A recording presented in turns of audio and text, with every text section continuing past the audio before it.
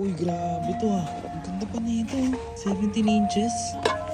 Check natin. To start this year, meron ako napulot sa basurahan na 17 inches JDM wheels. Bago pumasok sa trabaho, nakaugalian ko na pumupunta ako sa likod ng company namin kung saan nakalagay yung mga basura. At sakto, natsambahan ko tong 17 inches na rims na sobrang fresh pa. Sobrang nakakatuwa kasi first day pa lang ng trabaho. Ngayong 2026, meron na agad blessings Lord sa akin. Galing sa basura na 17 inches by 7. Saktong-sakto to sa Innova ng tatay ko. Kaya ngayon, iuwi na natin siya sa bahay. Meron ako naisip. Tara. Sa sobrang excite ko, lunch break pa lang inuwi ko na yung dalawa. And tignan niyo naman yung design, sobrang ganda.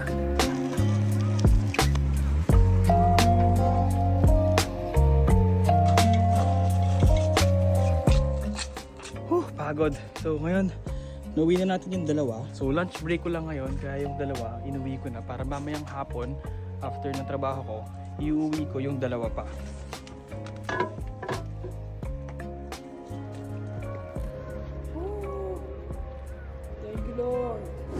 Pagkatapos ng trabaho, pumunta na ulit ako sa likod para kunin yung dalawa pang gulong. Ngayon, medyo mas mahirap kasi lumakas yung snow. So dito lang muna siya for now. So bukas, day off ko, sakto. So bukas, ang gagawin natin, lilinisin natin siya para i-ready sa naisip kong gawin. So tara. Good morning today. Snowy day. Pero ngayong araw, naiuwi na natin yung 17 inches rim na 4 na piraso na nakuha natin sa basurahan. So ito na siya. So itong rims na to is a 17 inches rim na Risley VS. So chinek ko yung specs niya. This is a Japan domestic market na rims. Gawa ng Weds Company or Weds Co. Ltd. Meron kasi kaming Toyota Innova sa Pilipinas and isa sa mga goal ko this year ay makabawi sa mga magulang ko. Kaya itong rims na to para sa tatay ko. Bali ang gagawin natin ngayong araw, lilinisin natin siya, i-check natin kung may mga damage, saka natin siya ilalagay sa box.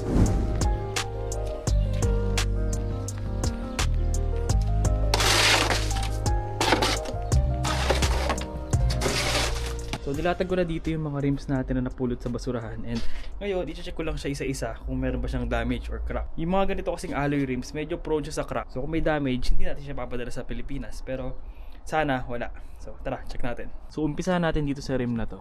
So meron pala siyang ganitong gauge, meaning galing to sa high-end na sasakyan. Kasi yung mga modelong sasakyan ngayon pwede mo ma-check kung meron pang hangin yung gulong mo sa dashboard. At ngayon, chinek ko na lahat ng mags kung meron bang damage.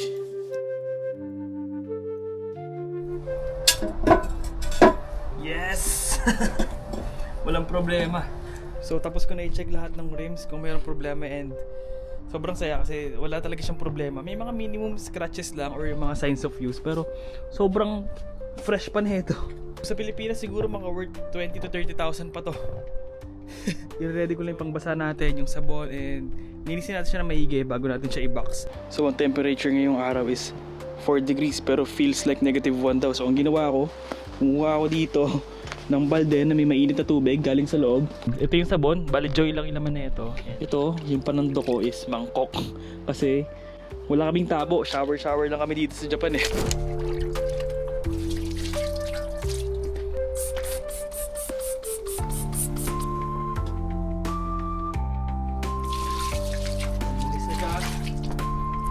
One down. So kung mapapansin nyo, sobrang konting linis lang yung kailangan ko kasi sobrang fresh pa na itong rims na to. Na-excite na ako i-uwi siya sa Pilipinas.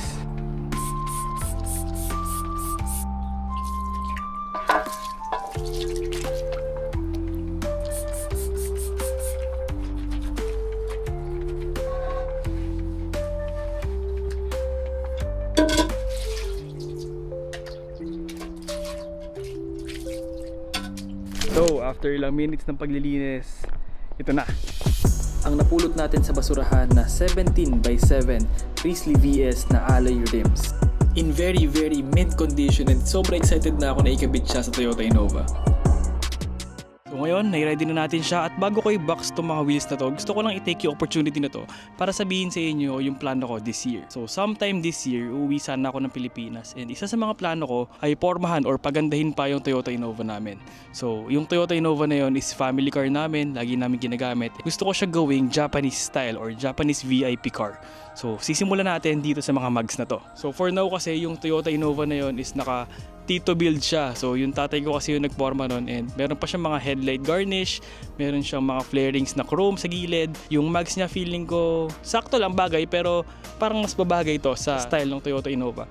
And since nandito nga ako sa Japan, ang gusto kong gawin is kuhain yung mga inspiration na nakuha ko sa mga ginagawa kong sasakyan ng mga VIP cars and i-apply natin siya sa Toyota Innova namin. So bakit ba gusto ko pagandahin yung Toyota Innova? Family car nga yun, hindi yun sports car na kailangan bihisan o kung ano man. So last year kasi, hindi ko na plano yung year ko ahead. And ngayon, nakapagplano ako ng from January to December. So meron akong concrete plan kung paano ko siya i-execute. And bumili rin ako ng mga gears para sa content creation na ginagawa ko tulad nitong camera na to. So yung budget ko is limited lang. Kaya ang iisip ko, since nasa car industry ako, ang kukuhaan natin ng opportunity is yung kung ano yung meron na. So tulad ng example nga, yung Toyota Innova. Sabi nga nila, di ba, kapag may sports car, merong Innova sa gilid. So yung Innova na yon, sobrang daming Innova sa Pilipinas. And feeling ko, may inspire natin yung mga ibang Innova users na gusto rin setupan yung Innova nila. Sa Pilipinas kasi gusto natin na unique yung sasakyan natin or meron tayong binago para masabi na sarili nating sasakyan to. So yung Toyota Innova build, sisimulan natin dito sa napulot ko sa basurahan na 17 inches rim na Risley VS rims.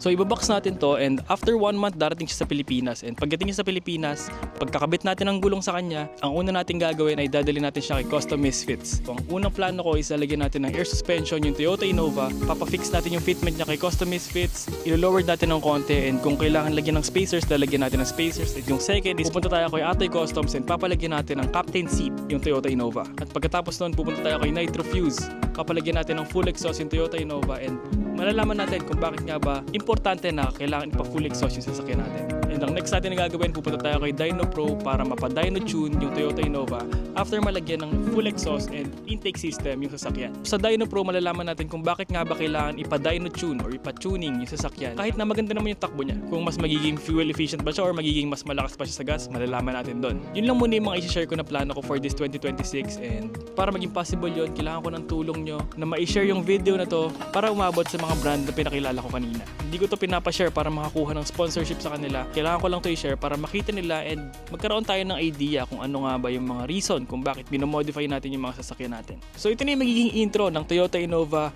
Japanese VIP style build natin. And maraming salamat sa panonood. See you on my next one.